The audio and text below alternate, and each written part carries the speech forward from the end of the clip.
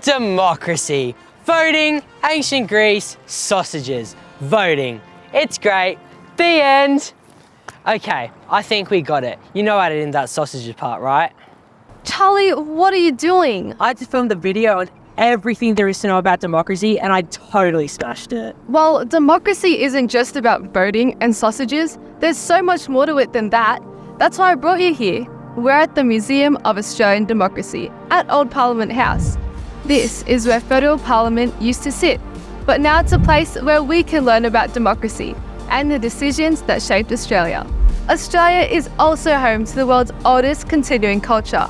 For at least 65,000 years before European colonisation, First Nations peoples have developed and maintained their own viable self-governing communities. I wonder what else we can learn about our democracy here at the museum. So let's go before they close.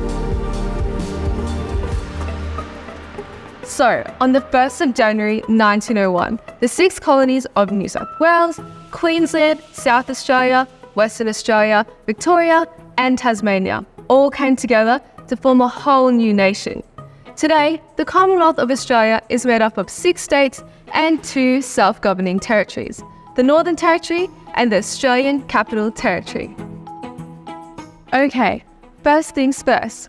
This little book right here is a copy of the Australian Constitution. It's like the rule book, which explains how a country can be governed. I don't know about this rule right here.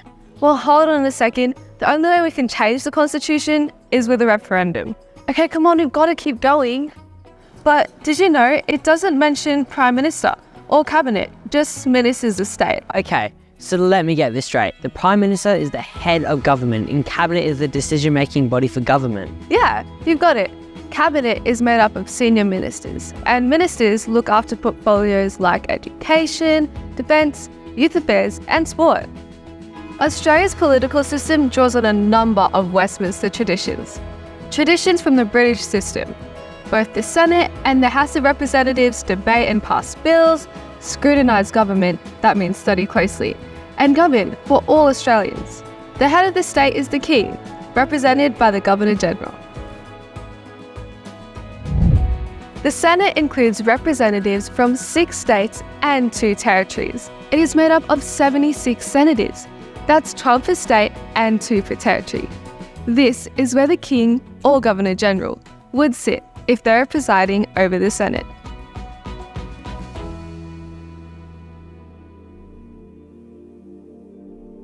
This is the green room. I remember this one. This is the House of Representatives chamber. Gosh, these seats are comfy. There are currently 151 members of parliament, but this could change. They're elected to the House of Representatives at federal elections. Members of parliament belong to a political party or sit as independents. Usually, the party that wins a majority of seats becomes the government. Each member of parliament represents a federal electorate. Electorates are based on population size. The opposition is the largest party not in power. They have a very important job opposing the government of the day on big issues. So there is lots of discussion and debate in the chamber as members are looking to get the best outcomes for all Australians.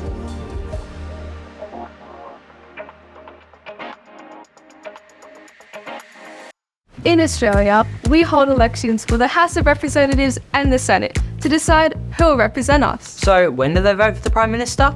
Well, they don't vote for the Prime Minister directly.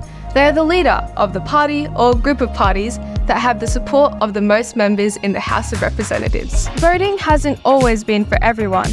In 1902, Australia was one of the first countries in the world to give most women the right to vote and stand for Parliament. And it wasn't until 1962 that all Aboriginal and Torres Strait Islander people could vote in federal elections. So when do you turn 18?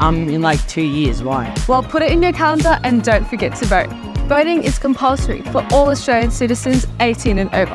It's a right and a responsibility. Okay, what do you think about democracy now? There's a lot more to democracy than I thought. So what can I do with all this information? Just walk around doing democracy? You can do heaps of stuff. Finding out about who represents you is a great place to start. Remember, most states and territories have local council, state government and federal government representatives. You can always write a letter or email, find out about local issues and create ways to make positive change. So what are you going to do? I'm going to go plant some flowers for the bees. Okay, well, I want to go find out who our local members are better. Okay. See you.